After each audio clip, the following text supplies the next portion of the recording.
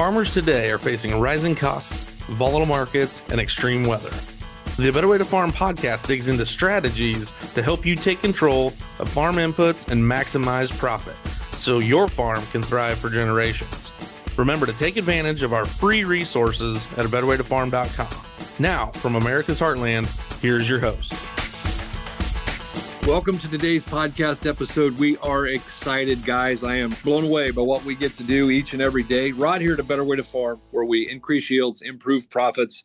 And guys, we just want to encourage you to think and ask questions. And that's what we're going to talk about today, is some things that maybe to think about in relationship to the production of sunflowers specifically. I want to share with everyone, we do have the summit coming up there in Minot, where we'll have the small grain and oilseed summit. We'll be working on unlocking the potential of every acre. And guys, we'd love to see you up there on July the 10th. If you're interested in that, send Karen a text at 641-919-5570. We appreciate that. We are very blessed today because one of the things that I have had the honor of throughout my career is that I've had some really good mentors. And the number one mentor has graciously considered helping me out today. And so here he is, and that's my good friend Denny from up in the great state of Minnesota. He lives in the Twin Cities, but I think he's up probably taking time off from fishing, if I was guessing, to help me with this podcast today. Denny, are the fish biting? They are for somebody, but not for me. We did spend a little time on the water. My son came up and grandson from the Twin Cities, and we went out and chased the mighty muskie here on Leech Lake in northern Minnesota. We're about an hour and a half from the Canadian border, but something was off because it probably was us. The fish are always willing to do something, and they are doing something, and fishermen, and they get set in their ways. And if it's just like crop production sometimes, if we're unwilling to change, the results are going to be about like they've always been. That's kind of funny that you say that. That's a great analogy. And specifically, let's get in here and let's talk about maybe some of the things that we take for granted, but I have found that fundamentals and basics still win games. And let's talk about some of these fundamentals and growing these flowers, Denny. This will just be, guys, kind of an intro as to what we're going to talk about in Minot. But dive in here and talk to us about some of the things that you see that really help boost the yield in sunflowers. 95%, I guess, according to recent statistics, of sunflower raised in the United States are grown in the states of North Dakota, South Dakota, and Minnesota. There are some ideal environments for these types of crops. Some of the growing season challenges that you would have with crops like corn and soybean, even though the amount of corn and soybean is certainly on the increase and has been over the past few years, there's still a significant amount of these major oilseed crops. Sunflower is not always raised for oilseed. There are non-oil varieties which are used, they're commonly known as confectionery types. Still the lion's share is for the oilseed and for the meal, some of the characteristics for which those crops are grown. So we try to focus on that. I'm going to spend a little time talking about photosynthesis in Minot. And some people probably think, oh, wow, well, I'll get to take a nap during that part. I'll make sure that it's lively enough that you won't drift off, hopefully. We're not going to try to do a lecture or anything like that would put people to sleep. But understanding photosynthesis is probably kind of a next step for some top producers today. Corn, for example, is a C4 plant. Now, that's not a plastic explosive when I say C4 in this context. I'm referring to carbon 4. The first product of photosynthesis in corn is a 4-carbon compound, and in C3 crops like sunflower or soybean, it's a 3-carbon. The difference is the corn is considered to be more efficient because it loses less carbon in respiration and can conserve that to form, guess what? Glucose, good old simple sugar, which is where yield comes from. Now, it typically takes about 250 to 350 pounds of glucose to make a bushel of some of these oilseed crops. Corn takes 100, milo takes 90, wheat takes 180. This means that grasses are more efficient at converting that carbon. So I'm going to spend a little time on that. If there are actually, we're not going to discuss canola today, but there are actually canola breeders now that are trying to turn the C3 canola plant into a C4 plant. I hope they don't manipulate it too far and lose the reason that we raise those crops in the first place, which is protein and oil. I mean, just for the sake of more yield. But we've learned that we need energy early. We need good stand establishment.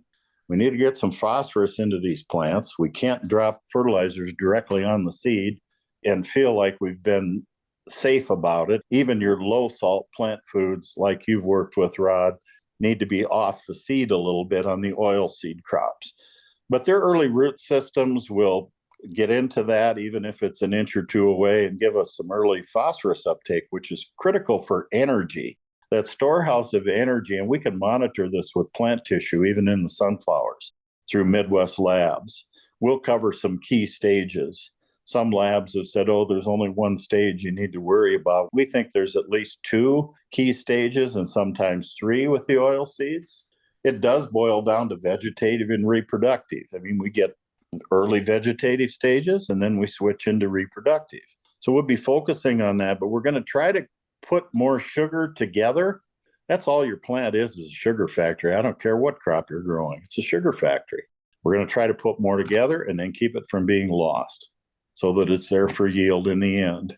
High phosphorus, high potassium plant foods will be the focus. We're going to focus a little on sulfur. Obviously, we'll spend some time on nitrogen as well, because we do need some for many of these crops to get that early growth.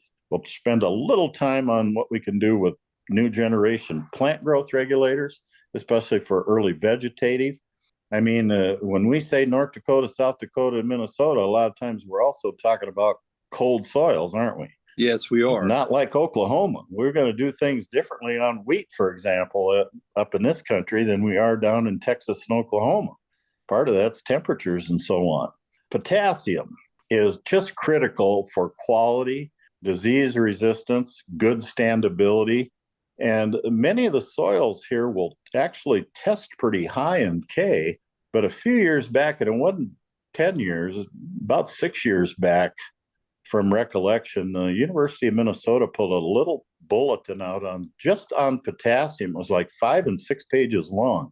I'm going to refer to that at the meeting. And they made a statement in there that we'd been talking about, and people challenged it, saying, oh, potassium is widely usable or available even when the soil is cold. According to the bulletin, they said 60 to 80 degree soil temperatures. Now, this is not ambient air temperature, 60 to 80 degree soil temps, 2 to 4 inches deep where the roots are, okay, before potassium is really turning over and widely recoverable. So, boy, I think we ought to think about that rather than throwing a lot of a K source out there or just relying on the residual, which says, yeah, we got a high number, we should be good to go. You will be good to go once the soil starts mineralizing as the growing season temperatures warm up, but early on. So you'll see some early talk on that as far as vegetative, and then we'll talk a little about what we can do foliar at those pre-reproductive stages, and we even do a foliar on sunflowers at 5.1, because the seeds form on the outside and move inward. Right. It's interesting. And we did a little work with some foliar ingredients. We won't reveal them now because we don't want to be that technical here, but at the meeting we'll become very technical and show exactly what that is. And for those who are looking for something to do late and reproductive, we've got an idea. Excellent. I look forward to that. Didn't you were talking about the fact, I'm going to back up here, you said we don't want to be putting even a pure starter directly on the seed. So talk to me about dropping straight on the seed versus a splitter versus a 2x2 application. In regards specifically to sunflowers, are you comfortable using that splitter in higher organic, higher CECs, or do you think we need to be off the seed completely in like a 2x2 band? It depends. We did injury studies on many different crops over the years, and our intent was to cause crop injury, and we were successful. So, most people go out and their testing is solely geared toward increase. We actually did studies where we're trying to cause harm. And we did that in small environments, not in growers' fields, so that we could prevent damage in growers' fields once we put a recommendation system together. So with the lab recommendation that tells us that CEC and organic matter, It will, in many cases, make recommendations for what are called splitters, which is a little on each side of the seed at planting time. Other application equipment is available now, like furrow jets, which have those wings, which will put nutrients off, but they're still pretty close. And then there's even a time where if the soil is light enough, sandy has got more of a sandy component, based on analysis, we're not going to guess, we're going to look at the numbers, where even a typical 2x2 sideband would be indicated versus moving any closer. In any event, we always have the option of doing 1 or 2 foliars, even with some of these high PK materials like we will be discussing that day as a boost. And I think that in some applications, some of these guys might be better off to do a real earlier foliar to get the most bang for their buck. Would you agree with that? There are cases where we would make that recommendation, yes, where we would say divert. We got X amount of capital to work with in our budget. Where can we divert it to get the greatest bang for the buck and avoid injury at the same time? Absolutely. So, yes. I can get behind that. Well, Denny, I don't want to keep you a long time. We don't want to confuse the opportunity they have in Minot with this podcast. I hope that they're finding great value in it. And the bottom line is, guys, there are things we can do to boost the production of canola, to really boost the production of sunflowers. And one of the things we can do to be more profitable is just manage our nutrients better. And those are the things he's going to do and talk about when we're up there together, right? Yes, and I'll bring the micronutrients into this discussion too. And we're not going to leave anything off the table. I mean, we have a whole series of different plant food materials that we can reach for on the shelf when we need them. I think the key is leave them on the shelf when you don't need them, have them available on the shelf when you do need them, and know when to grab which wrench to do which job you're trying to do. Exactly. That's all these things are, is tools in the toolbox.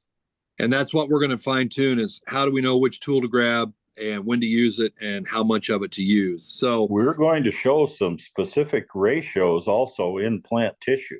Nice. That's the in-season blood work, where we start to look at what do we want to see, something that people can write down in their notes and take home and think about, and then actually put into action. These are going to be actionable items.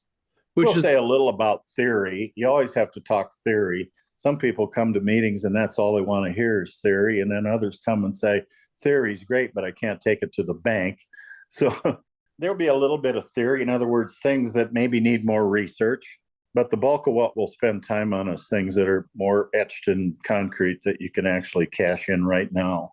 Yeah, the bottom line is they're going to leave that meeting, be able to go home and do something that's going to make them more money, and both this year and in the years in the future. We're looking forward to that.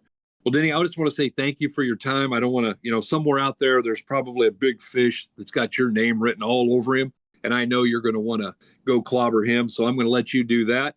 And guys, we appreciate you tuning in and taking part in our podcast. I hope that we can get a chance for Denny and I to meet a whole bunch of you guys up in Minot here on July the 10th. It's going to be a great time.